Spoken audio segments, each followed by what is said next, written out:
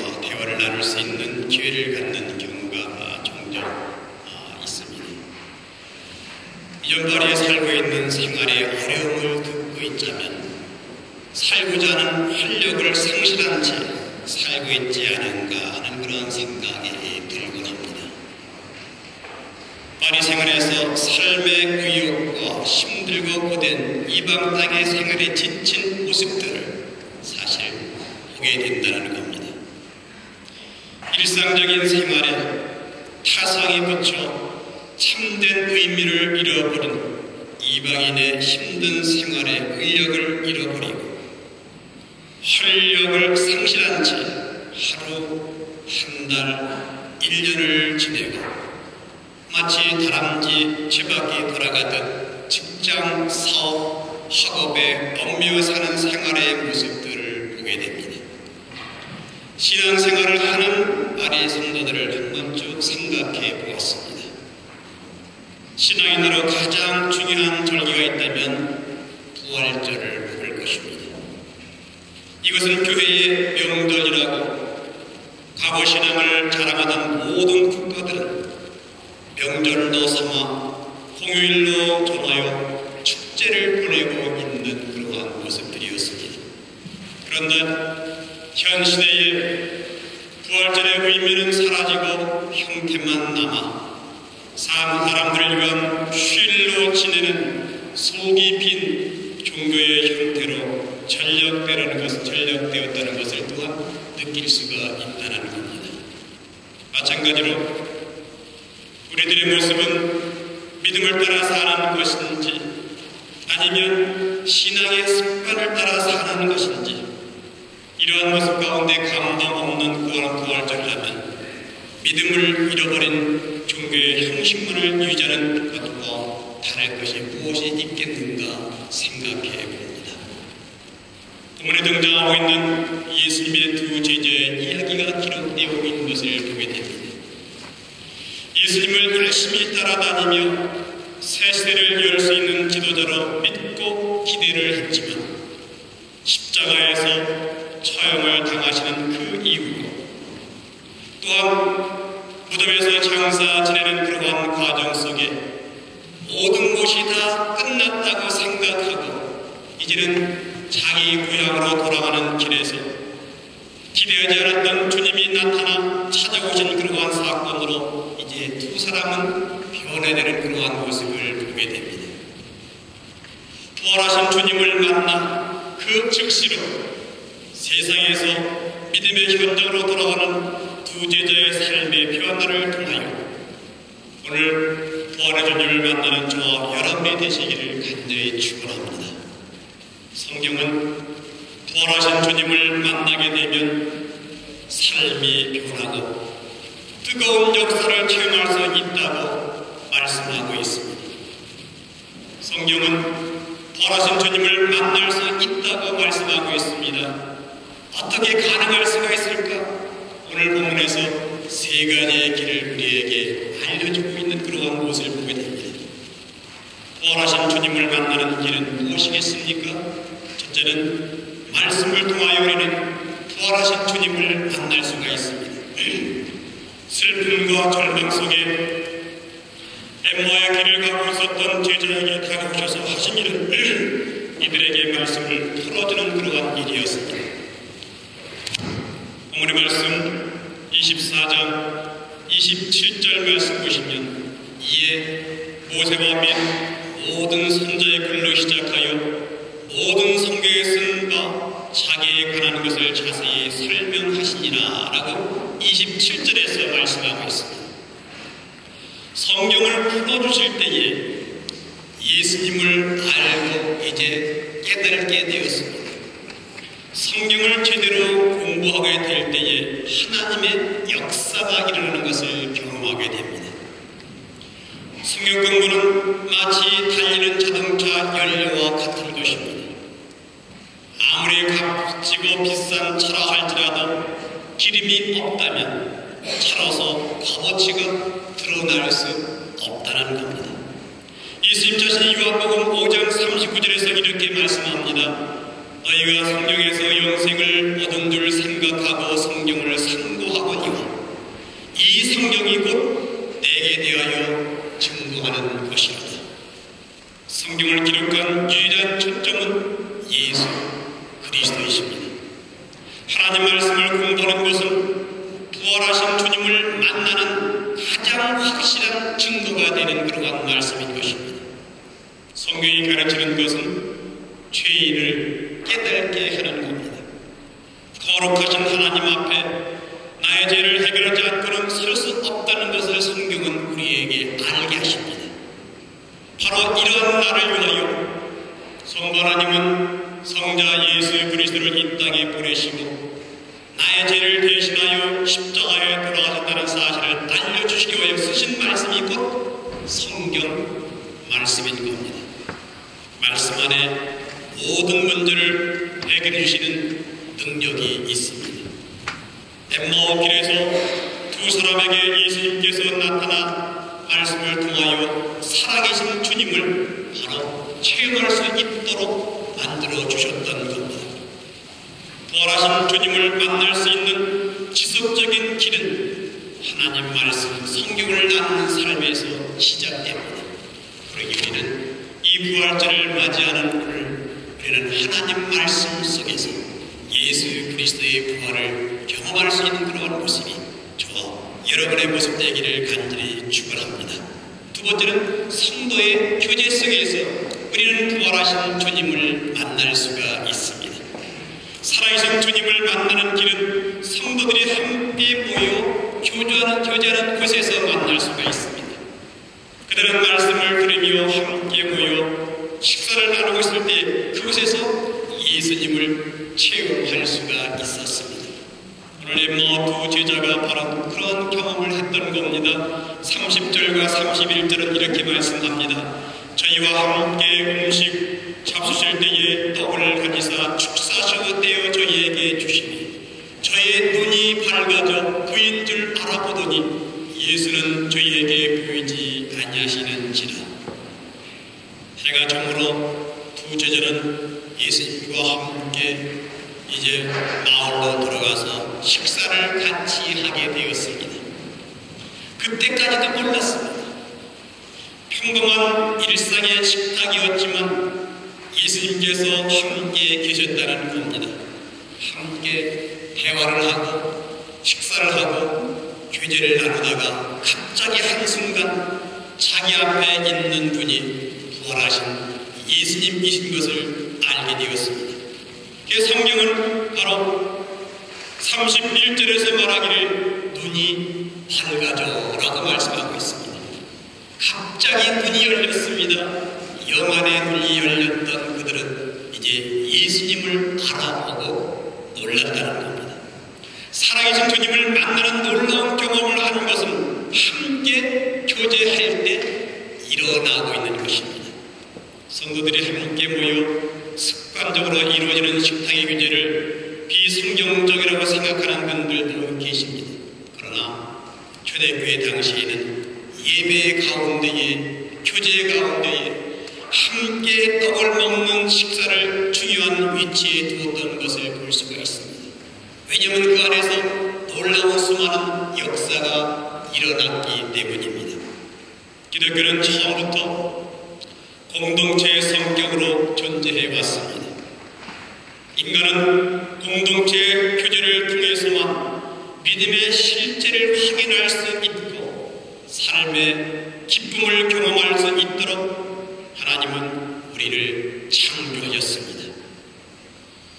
여러분, 조직 폭력배와 아줌마의 공통점 여러분 아십니까?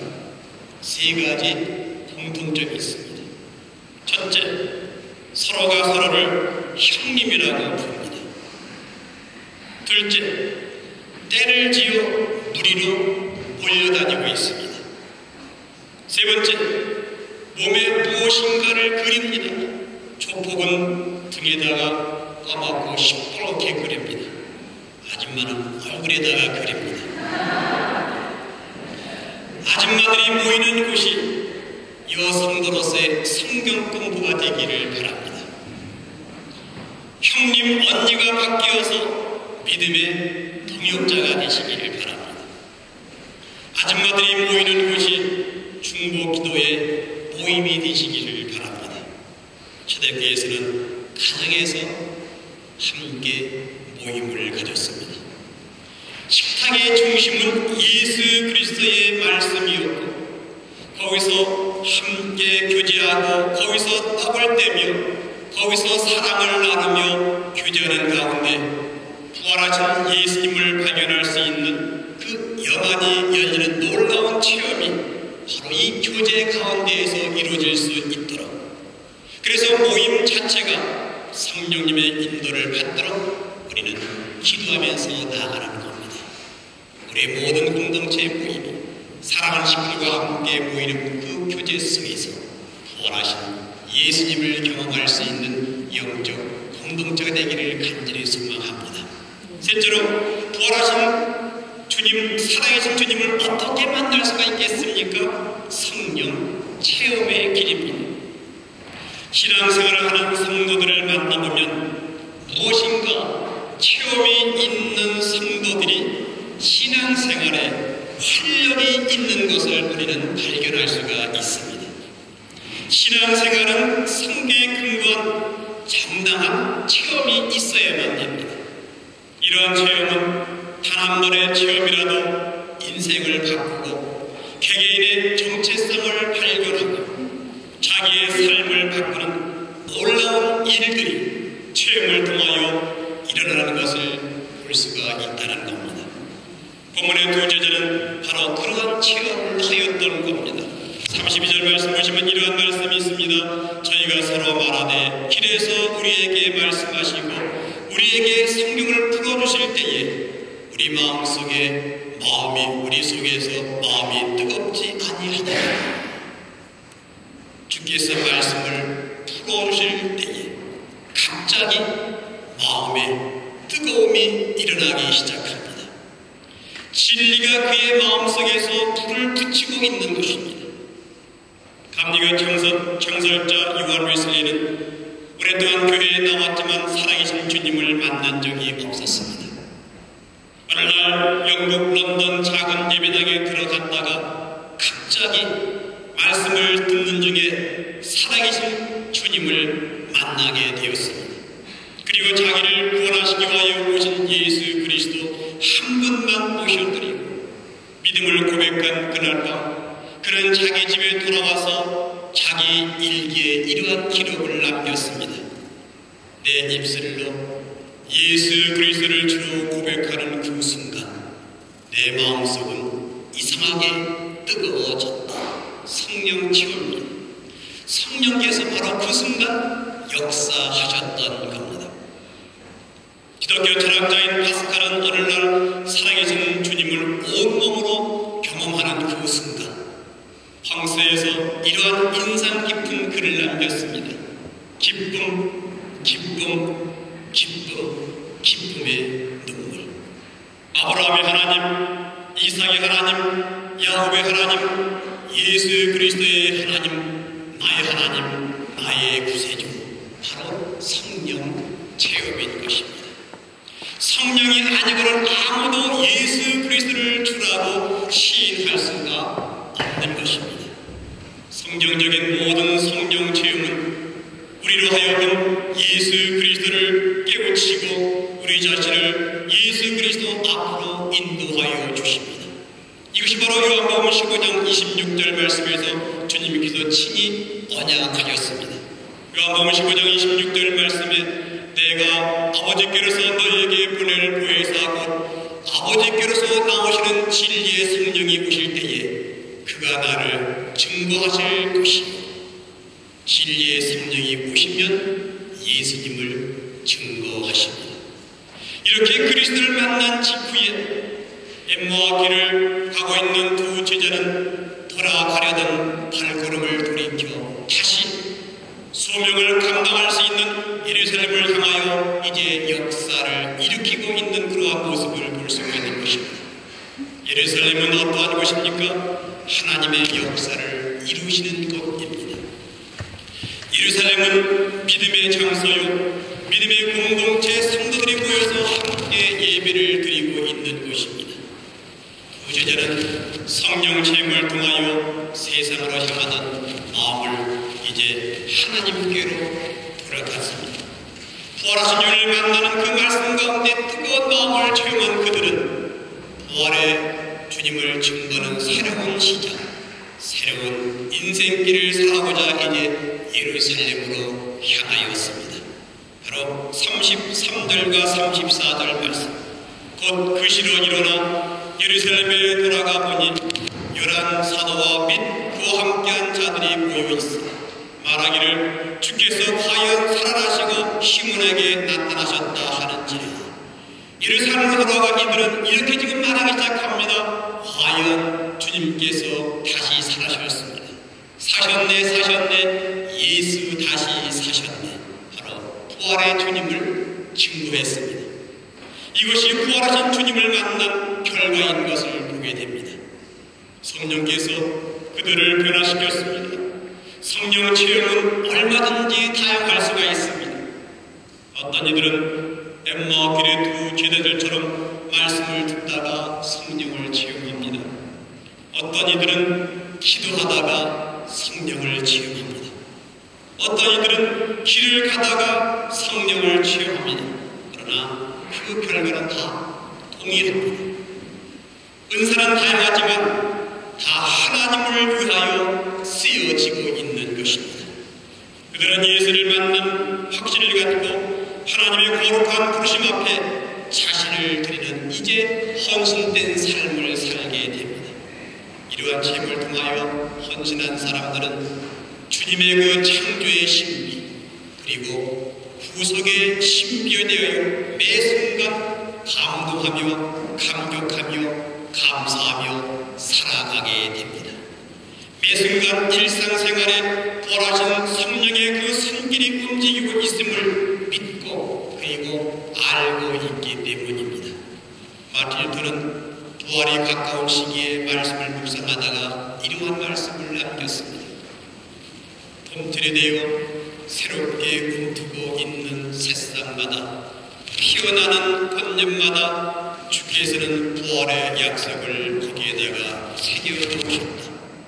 나의 생명 되신 그리스도, 나에게 말씀으로 다가오신 주님, 성령으로 다가오신 주님, 성도의 교제 가운데 오신 주님, 부활이신 주님, 그 주님을 만나는 그 순간 생명 되신 주님을 향하여 고백하기를 나의 꿈입니다. 당신은 나의 희망입니다. 나의 구원이십니다.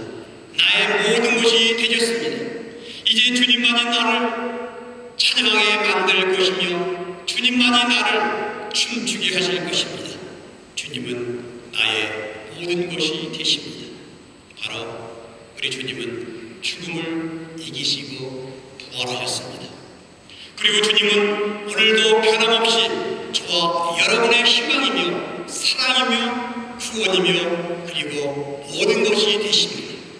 마틴 루터의 고백처럼 오늘 부활하신 주님을 우리는 만나셔야만 됩니다.